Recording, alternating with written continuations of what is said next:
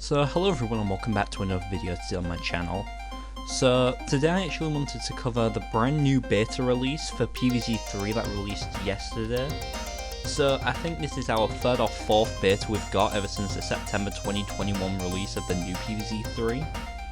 And well, I'll be honest, I am very disappointed, to be honest. The new beta is nearly exactly the same as the last 3 or 2 ever it would be. You see, I've wanted to make a video on this game for a while, but I've kind of not done it because I expected them to be adding a lot more, because in the last beta we got a bunch of new screenshots for new stuff that was coming in the game. But none of that has been seen in this new beta, which has come out multiple months after the last one, with the game barely adding very much. Now, in this video I'm going to cover a bunch of topics relating to PvZ3. I understand that some people may not like what I have to say, so please, if you have anything that you hate in this video, just let me know in the comments. Be polite about it, and yeah. But please don't just go ahead and take my opinions and just go along with them. Please come in this video with an open mind. But with that all out the way, hope you enjoyed the video. So to begin with, I actually want to go over the thing I was on about with the beta not having many new things. So a few months ago we got the new PvZ3 beta. I'm pretty sure it's the third one. And in this beta we got nearly the exact same experience as the last ones, with the only real change being a few new screens, a few new character dialogue, and I think we got like 1 or 2 new plants, and that was it. But what we did get was some in-game screenshots of what was to come in the game. We had screenshots showing Bungie Zombie from PvZ1, Landscaper from PvZ Heroes and Garden Warfare 1 and 2, and Chomper as a new character, or an old returning character. But the thing is none of these features are present in the newest beta from what I've seen.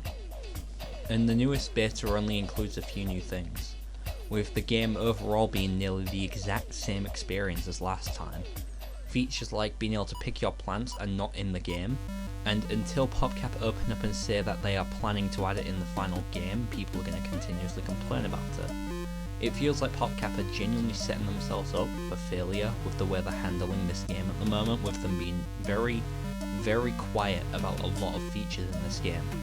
They expect us just to go along with it and assume they're going to add these things later, when that is not how people are going to work right now, considering the last 2 PvZ titles we've got being PvZ3 2020 and BFN have included a lot of missing features such as variants of BFN, and even something as simple as a placeable sunflower in PvZ3 2020. So it's obvious that people are going to be skeptical about this new build. And them not updating people on any of this on even their Twitter page is very concerning.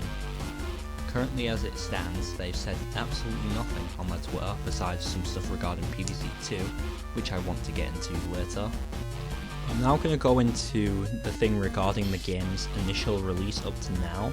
So for those of you who don't actually follow the PvZ3 development very much, you won't know that the game actually initially released in September last year.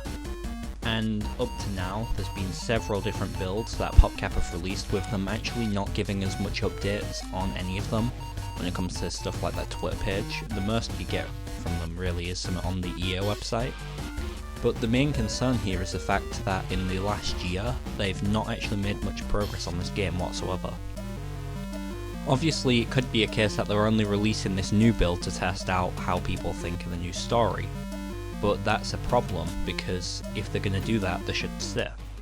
You see, if I was to be Popcap here, I would say to the people when I was releasing this build that we are specifically testing this, this and this, and then people would test them and give them feedback. Currently as it stands, all we're going to get is feedback not relating to the story, but instead relating to stuff such as you still not being able to select plants, along with the gameplay, and a lot of other things. And I do want to talk about the missing gameplay features now, because a lot of stuff from the original PvZ3 is still not present in this game, which is also concerning. Stuff like the taco time minigame that you'd get isn't present, and I assume that was going to stay, along with basic things like new zombie variety isn't even present. Also, the art style, I'm not going to go much into it really, because it's kind of it's ran its course that. But I do want to say now, I think the art style does still need some polishing. Stuff like Gargantua really needs some improvements, with the animations being a bit glitchy and his legs just looking extremely weird. I also want to get into the main thing that kind of made me want to make this video a while ago, and it's PvZ2. And what made me really start to lose hope in PvZ3 was when they went out and added Buttercup to PvZ2. Now this might not sound like much, but PvZ2 or PvZ3 was the game that initially introduced Buttercup, and this plant was meant to be that game's exclusive, until they put it in PvZ2. And at that point you have to ask, what's the point in the sequel if you can add every single one of the new features into PvZ2?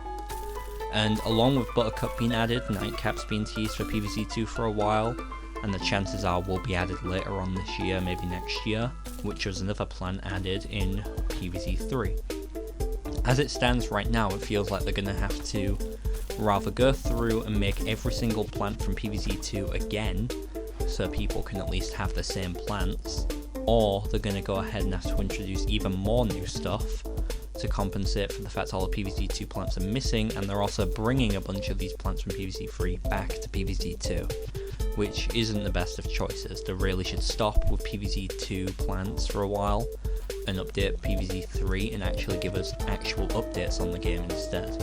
Like, for instance, I want to talk about the gameplay images that are put on there.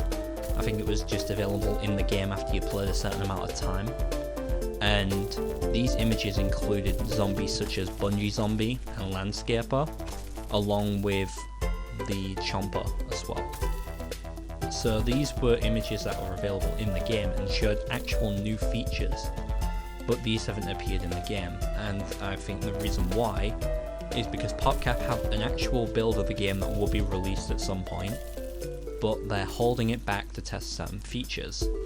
But the main issue with that is that they're not telling us this, so everything is under speculation. Now, this is literally looking just like what BFM was at this rate, right at this current point in time. And it's why I want to actually talk about why I believe Popcap are setting themselves up for failure here. You see, Popcap have not told us anything right now. They are leading people just to assume this game is, in its current state, going to be what the game's going to be once it's done, meaning that people are going to end up buying or downloading this game assuming it's going to be the same thing, and then they're going to be shocked, but by then the reputation of the game will already be completely destroyed, and this is not what you want. Being very vague with your player base is a really bad thing, and this thing was proven by BFN, with BFN having little to no communication up to the release of the game, with them saying absolutely nothing until the one stream or the premiere they did, and then no one knew about the game. Literally, the only way you would know about PvZ3 is if you downloaded the game and just kept updating it, or if you was to watch a YouTuber like Redhead Gaming, who normally updates people on stuff. But that's only a small majority of people who play the PvZ titles, because there's obviously going to be people who don't follow everything to do with this franchise. And it is so concerning for this franchise as a whole, the way they're handling PvZ3, because they've been extremely quiet about it. And another thing I do want to actually cover right now, and it was something that was pointed out by some people on Twitter, and it's that the UI of PvZ3 is once again extremely similar to another game. I believe it's called Gardenscape.